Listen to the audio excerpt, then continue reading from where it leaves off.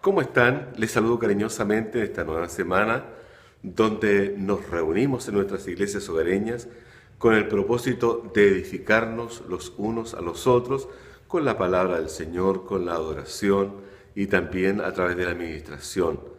Esta semana tenemos la bendición de poder abrir lo que nosotros hemos llamado una palabra profética para la iglesia venida a mí.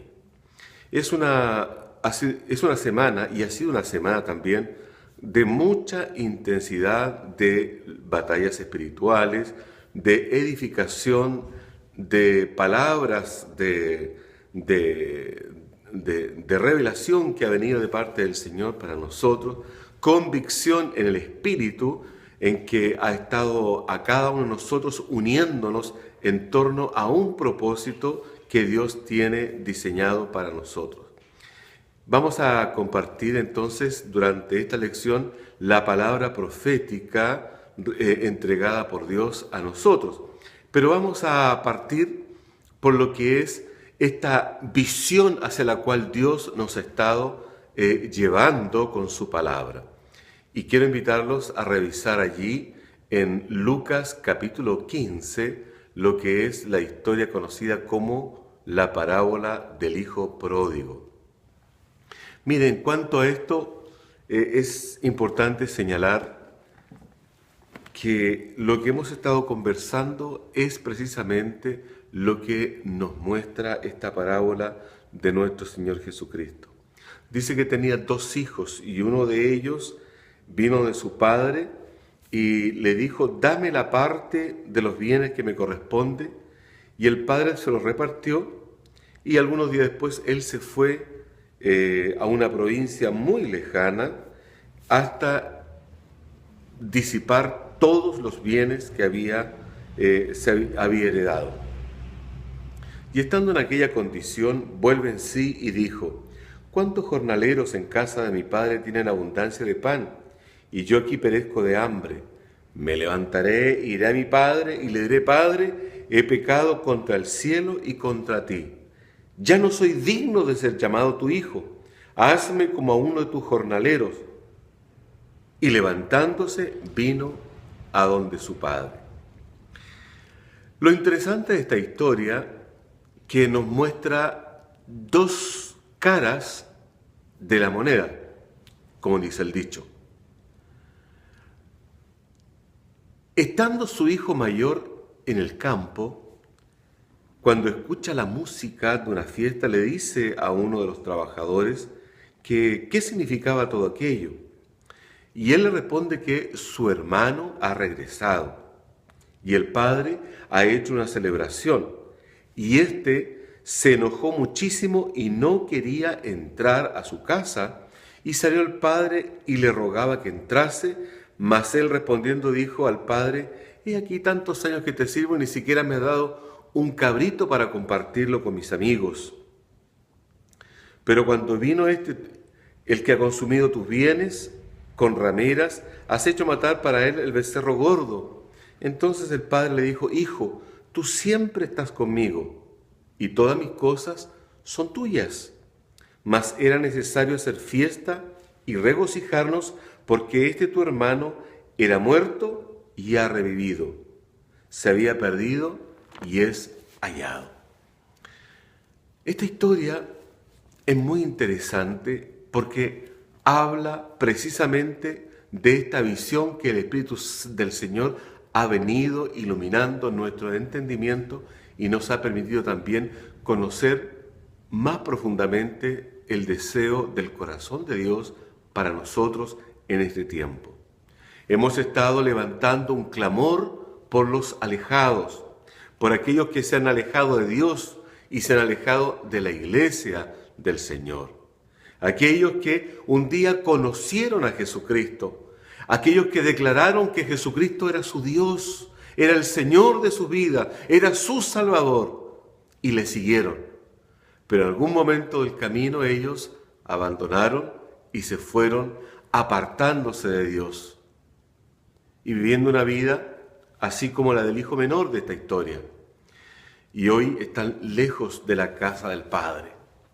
Pero también nos muestra que dentro de la misma iglesia, escúcheme bien, dentro de las mismas iglesias hay cuantos que son como el hijo mayor, que estando dentro del compañerismo de la iglesia, pero están apartados de Dios, porque en su corazón no están satisfechos ni con Dios ni con su iglesia. Espero que no sea ninguno de estos dos, ¿no es cierto?, el caso que te represente a ti. Sin embargo, volviendo al tema de nuestra visión, el Señor nos ha señalado que tenemos que levantar un clamor por los que están alejados, aquellos que han abandonado la casa del Padre, esto es, la comunión con Dios, el compañerismo con el Señor, la unidad con el Señor, el tener compañerismo íntimo con Dios, el poder beber del agua de la vida, permitiendo que el Espíritu Santo inunde su corazón, sus pensamientos, su alma con su presencia. Aquellos que están lejos, pero también aquellos que están dentro de la iglesia, físicamente presentes, pero en el espíritu lejos de Dios y lejos de la comunión con su iglesia. La parábola del hijo pródigo representa precisamente a estos que están en esta condición. Y precisamente cuando termina la historia, dice el padre: Hijo, tú siempre estás conmigo y todas mis cosas son tuyas. Escucha, mi amado, mi amada en Cristo Jesús. Dios nos dice que nosotros, estando en la comunión, tanto con Dios como con su iglesia, como es su voluntad, nos dice que todas las cosas son nuestras. Todas las cosas de Dios son nuestras porque nosotros estamos con Él. Y cuando el Señor dice todas las cosas, pensemos que son todas las cosas. Vamos a profundizar más en esto en las próximas semanas. Por ahora, todos los recursos, toda la fuerza, todo el poder, ya todo lo de Dios es nuestro. Y hay una palabra muy hermosa en Romanos capítulo 8 que dice que somos herederos de Dios y coherederos con Cristo. Así es como Dios te mira a ti, me mira a mí. Es así como ve a sus hijos, como sus herederos, aquellos que pueden disfrutar de todo lo del Padre. Pero mira, aquellos que se han apartado de la iglesia, aquellos que se han apartado de Dios, siendo herederos, no tienen la posibilidad de disfrutar de los beneficios, de las bondades, de las bendiciones, de todos los recursos espirituales y todo lo que Dios tiene para los suyos. Y así como este padre de esta historia nos dice que estaba siempre mirando hacia el horizonte para ver cuando llegaba su hijo, y nos dice el relato, y cuando aún estaba lejos, el hijo pródigo lo vio su padre y fue movido a misericordia y corrió hacia el hijo y se echó sobre su cuello y le besó. Dios está mirando a los alejados de la misma manera. Aquellos que han rechazado a Dios cuando un día le conocieron.